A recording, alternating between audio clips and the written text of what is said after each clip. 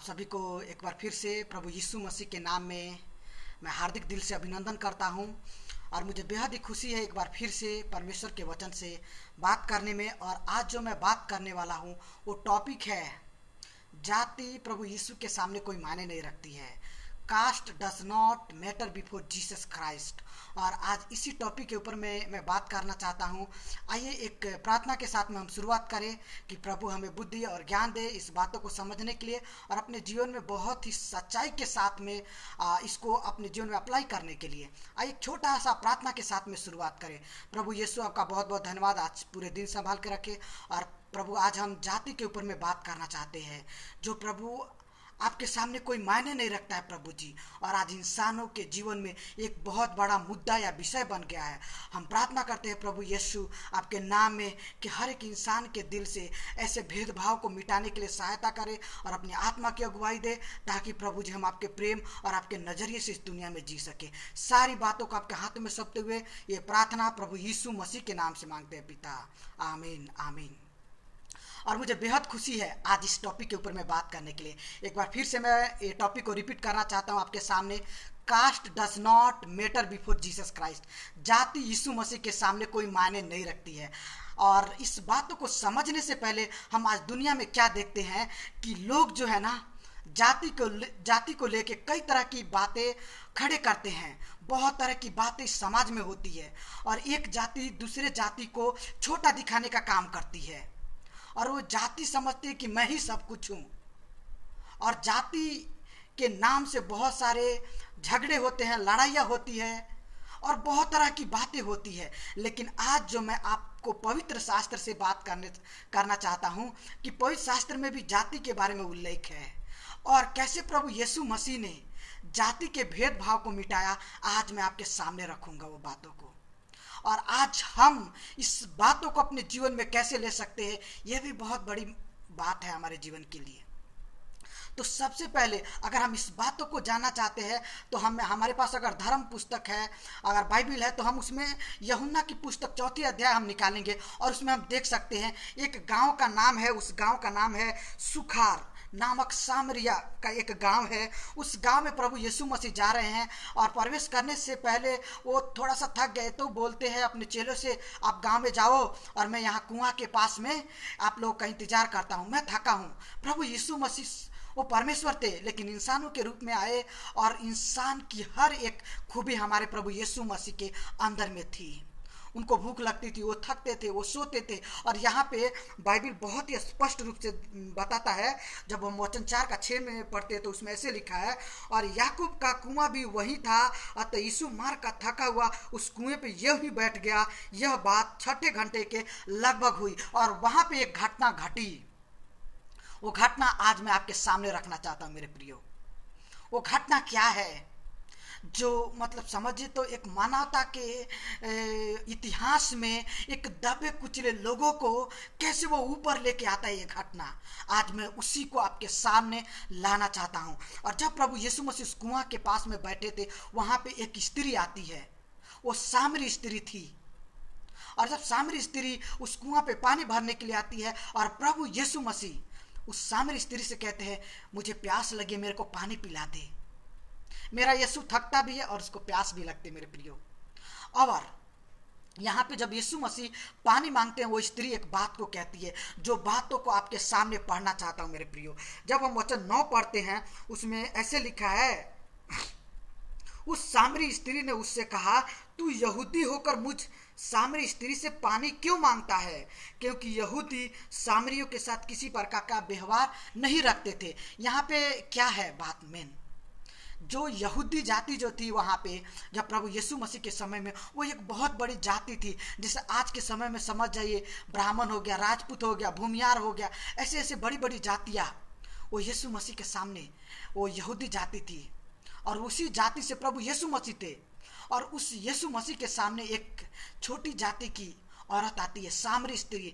वो सामरी स्त्री आज हम उसको किससे कंपेयर कर सकते हैं? आज जो हमारे समाज में डोम, चमार, है, SC ST है और मुसहर है और बहुत सारे छोटे छोटे जाति के लोग हैं, उनके साथ में हम उन सामरी लोगों का हम क्या कर सकते हैं, कंपेयर कर सकते हैं। और ऐसी छोटी जाति की एक औरत पानी भरने के लिए आती है और प्रभु यीशु मसीह इतना ऊंचा जाति का हो के और क्या बोलते हैं, मेरे को पानी पिलाओ, मेरे को प्यास लगी है।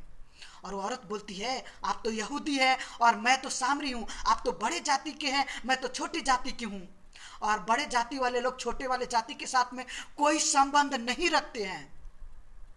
फिर आप क्यों मेरे से पानी मांगते हैं, हमारा तो छुआ हुआ आप तो खाते नहीं है, पीते नहीं है। फिर यीशु से बोलती है, क्यों आप ऐसा करते हैं। देखिए, वो आज की ये समस्या नहीं है, ये बहुत पुरानी समस्या है, एक जातिवाद की समस्या है। वो शुरू से थी। जब हम प्रभु यीशु मसीह के जीवन से देखते हैं, वो उस समय से थी मेरे प्रियो। और वहां पे प्रभु यीशु मसीह के जीवन में एक छोटी जाति की औरत से सामना प्रभु यीशु का होता है।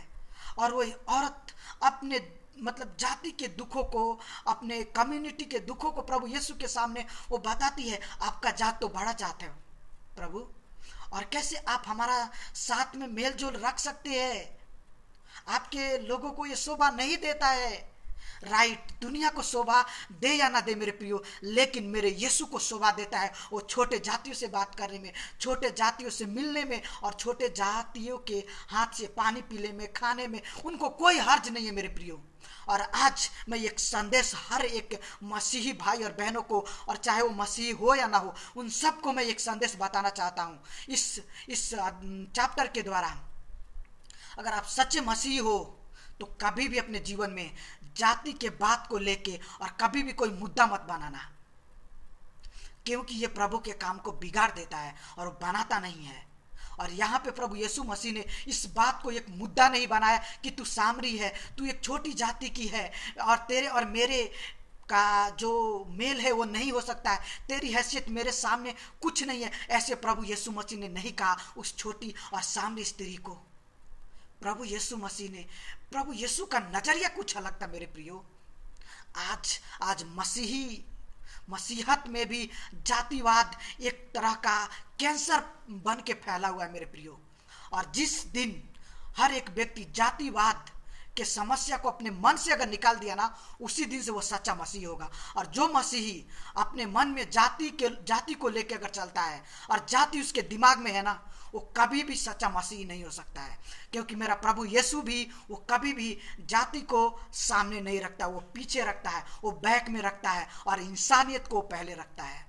और वो सामरी स्त्री भी एक छोटी कम्युनिटी की, एक छोटी जाति की औरत थी वो, जिससे बड़े जाति यहूदी जाति कोई संबंध नहीं रखते थे। लेकिन फिर भी यीशु मसीह को बहुत ही खुशी है उसके घड़े से पानी पीने में, उसके हाथ से पानी पीने में उस यीशु को खुशी है। आज बहुत सारे मसीह हिचकते हैं बड़े छोटे छोटे जातों से बातें करने में, मिलने में, उनसे पानी पीने में, उनके घर में खाने से। लेकिन हमारा यीशु का जीवन को आप देखिए, वो पापियों के साथ उठता बैठता है, उनके साथ खाता है। और यहाँ तक कि प्रभु यीशु मसीह ये सारे कामों को करते थे और इन सारे कामों के लिए लोग उनको हंसते थे, उनके ऊपर में थूकते थे, उनको चिढ़ाते थे। जक्कई की कहानी हम जानते हैं। जब जक्कई जैसा पापी व्यक्ति यीशु मसीह के साथ में जा रहा था, पूरे गांव वाले बोल रहे थे ये यीशु इतना धार्मिक व्यक्ति होके और कैसे पापियों के साथ में जा रहा है। जब हम लुका 15 अध्याय पढ़ते हैं, 15 का 1 और 2 पढ़ते हैं, उसमें यीशु मसीह पापियों के साथ में खाता था तो लोग उस पर हंसते थे मेरे प्रियो। और आज यहाँ पे हम क्या देखते हैं, एक छोटी जात की औरत जिसको समाज में कोई दर्जा नहीं है, जिसमें बड़े जाति के लोग उस छोटे जाति से कोई संबंध नहीं रखते हैं, आज उस जाति से प्रभु यीशु मसीह पानी मांग रहे हैं कि मेरे को पानी पिला, मैं प्यासा हूं।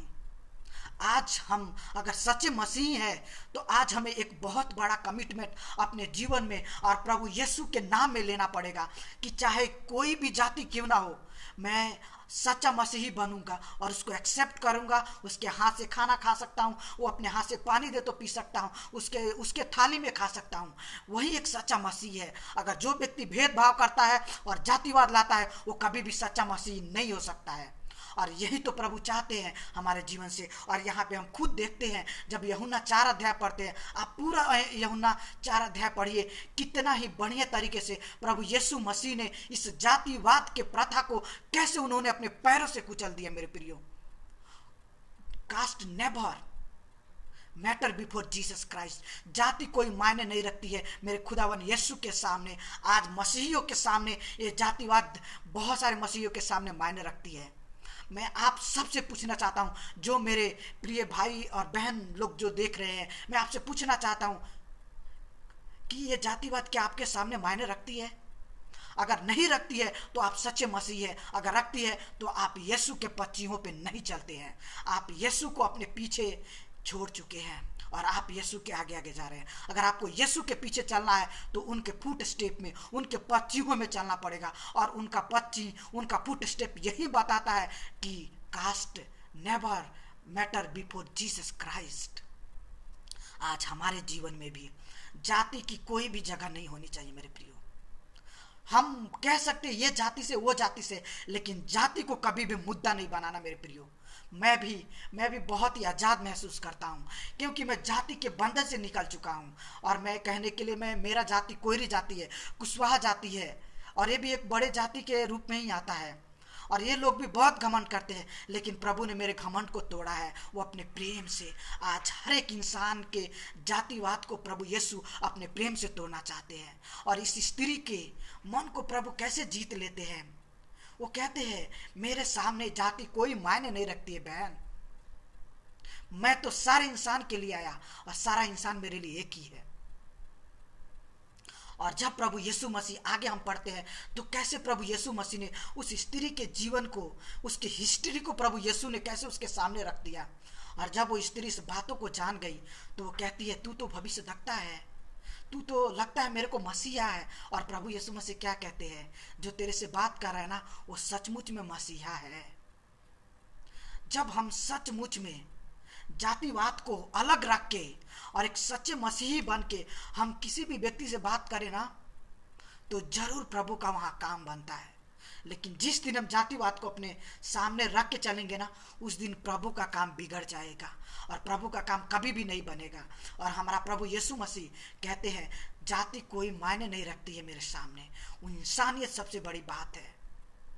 और प्रभु यीशु मसीह हमें यही सिखाते हैं। और कैसे प्रभु यीशु मसीह उसके जात की उल्हेना नहीं करते हैं, उसके जात को कर्ष नहीं करते हैं, बल्कि उसको क्या करते हैं, उस औरत को उसके ज़िंदगी की हिस्ट्री को बता देते हैं कि तू क्या करती है। और जब प्रभु यीशु मसीह इन सारी बातों को बताते हैं, कैसे उस सामरी स्त्री का जीवन बदल जाता है। और सिर्फ उसका ही जीवन नहीं बदलता है मेरे प्रियो, बल्कि वो अपने पूरे गांव को जाके ये बताती है कि एक व्यक्ति है यहूदी जाति से, एक बड़े जाति से, जो मेरे पूरे जीवन का इतिहास बता दिया। और वही तो सच्चा मसीहा है।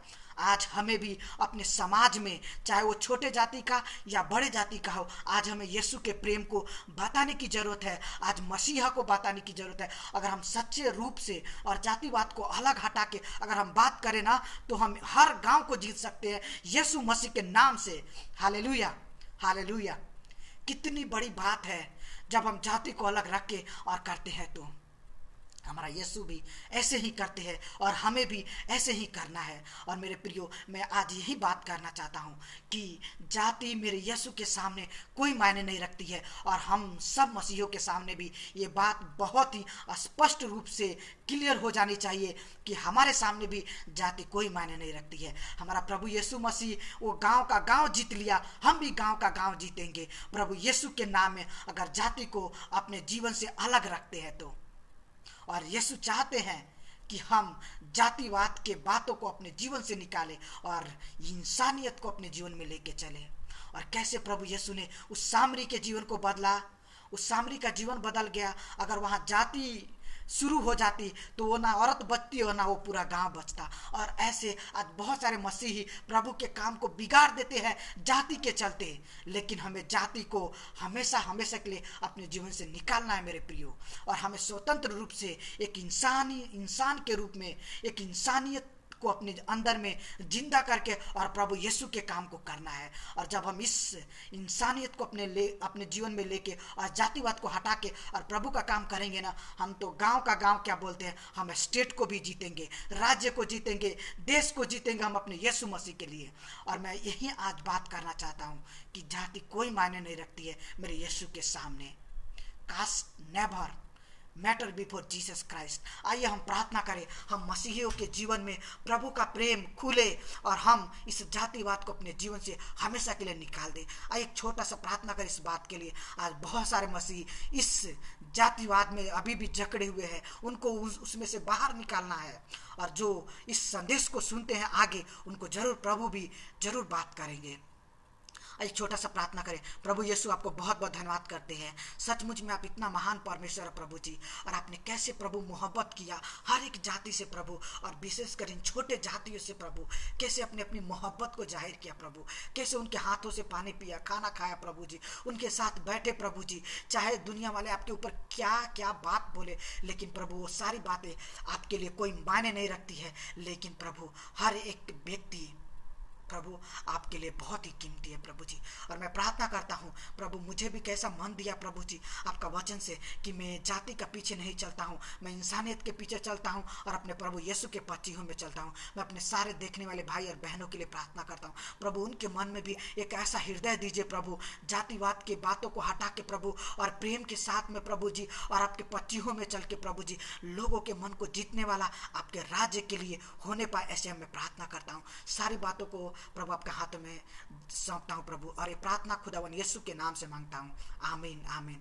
और मैं विश्वास करता हूँ आज खुदावन ने जरूर कुछ ना कुछ बात किया है। मेरे प्रियो, कभी भी जातिवाद को अपने अपने जीवन में मत लेना, क्योंकि प्रभु यीशु भी इसे अपने जीवन में नहीं लेते और हमें भी नहीं लेना है। और जिस दिन हम अब जातिवाद को अपने जीवन में ले लिए ना और जातिवाद के साथ में अगर प्रभु का काम किए ना, उसी दिन से हम प्रभु के पच्चीहों पे नहीं चलते हैं, हम एक सच्चे मसीह होने का दावा नहीं करते हैं, बल्कि हम तो क्या हो गए, दुनिया की बातों में उलझ गए। लेकिन प्रभु नहीं चाहते हम दुनिया की बातों में उलझे, बल्कि दुनिया से निकल के और इंसानियत में जिए, प्रभु यही चाहते हैं। और मैं विश्वास करता हूँ, I hope God has spoken something to everyone and may God bless everyone. Thank you once again for watching this message. May God bless all of us and help us to continue the work of Jesus Christ in this world without any casteism. सो फिर हम कल एक नए संदेश के साथ में मिलेंगे। तब तक प्रभु की कृपा हम सबके साथ और संग रहे। आप सबको जय मसीह, गुड नाइट, बाय।